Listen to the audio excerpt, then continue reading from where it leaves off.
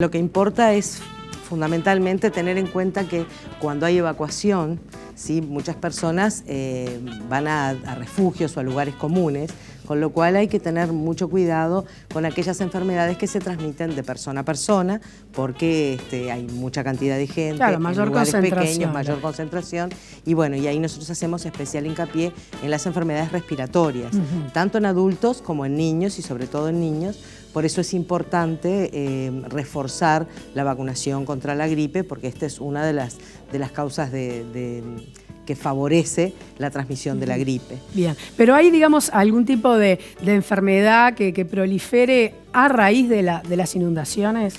Depende. A raíz de las inundaciones, lo que ocurre a veces son cambios que llamamos ecológicos, es decir, hay animales que normalmente no están en esas zonas, pero como hay arrastre de agua, hay cambios ecológicos, pueden aparecer. Eso no es en los refugios específicamente, pero sí para la gente que está trabajando en las zonas inundadas, ¿sí?, que pueden tener algunos riesgos, como por ejemplo, muchas veces se ha hablado de que llegan víboras que no son las habituales para la zona, ¿sí?, la presencia de animales de ese tipo, que bueno, que conllevan ciertos riesgos, por lo cual el Ministerio hace recomendaciones para las personas que están trabajando en las zonas anegadas. Bien. Y el otro grupo de recomendaciones es para las personas que están refugiadas, que es allí donde el riesgo es mayor, sobre todo a la hora de manipular alimentos, claro, ¿sí?, que se debe cocinar en forma higiénica, manteniendo el uso del agua potable, no usando aguas que no sean seguras de alguna manera.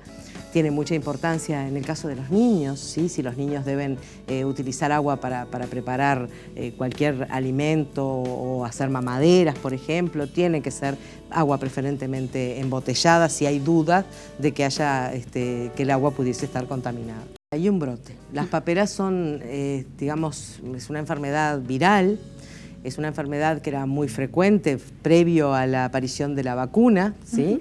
Lo que ocurre es que si bien la población uruguaya se vacuna, hay una vacuna que es efectiva. Y que es obligatoria, que está en el plan de vacunación. Que está en el plan de vacunación y que esa es la que todo el mundo conoce como la triple viral. Y que se da en niños pequeños. Se da al año de vida y después se da un refuerzo alrededor de los 5 años, ¿sí? Es una vacuna que si bien es efectiva, muchas veces ocurre que no llega, a pesar de que se vacunen 100 personas, no llega a provocar inmunidad en el 100% de las personas. Y hay un grupo que siempre queda, si bien puede estar vacunado, puede no estar correctamente inmunizado, ¿sí? ¿Y por qué sucede eso? ¿No? Un poco para entenderlo mejor, ¿sucede con todas las vacunas? No sucede con todas las vacunas. Depende de las características y de la inmunidad que provoque la vacuna que se está dando. En este caso es una vacuna que tiene esas características, si bien eso produce una disminución importante de la enfermedad a nivel de la población, pasa que sigue manteniendo lo que nosotros decimos un número de susceptibles, es decir, sigue circulando el virus.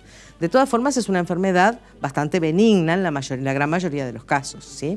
¿Y qué ocurre? Ocurre que siempre se dan algún número de casos en una época del año, que en general es la primavera, pero que cada 4 a 5 años se ve que hay un brote un poco mayor, que eso se debe a que se va juntando, para llamarlo de alguna manera sencilla, gente que no ha tenido paperas, ¿sí? Claro. Entonces esos aparecen, y aparecen en forma epidémica.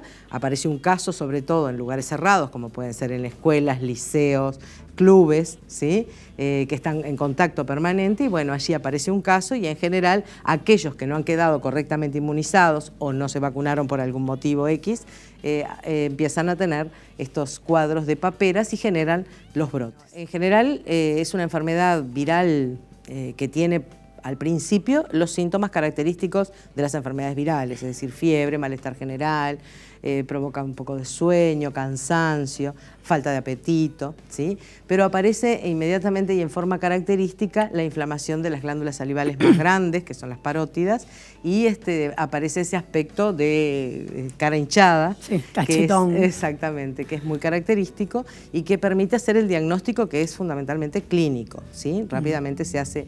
Ese cuadro en general es leve y sobre todo en personas que han estado vacunadas no llega mucho más que eso, y la mayoría de los casos cura sin mediar ningún tipo de tratamiento no se debe realizar antibióticos, no se debe realizar ninguna otra medicación que sea para el virus propiamente dicho, solamente se mitigan los síntomas, es decir, se baja la fiebre, se evita el cansancio, se mejora el malestar general que tiene la persona y se debe hacer reposo.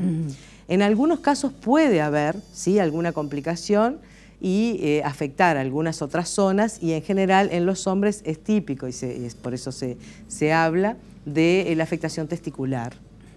Produce lo que se conoce como una orquitis, ¿sí?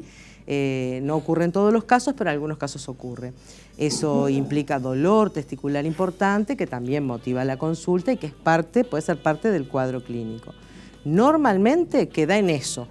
Y tampoco se trata particularmente... Tampoco se trata particularmente, ¿sí? Queda en eso, evoluciona, se va. En general en los niños no provoca ninguna secuela, y a veces sí en personas, cuando aparece en adultos, sí puede ser el riesgo un poco mayor de que produzca esterilidad, pero no es lo frecuente.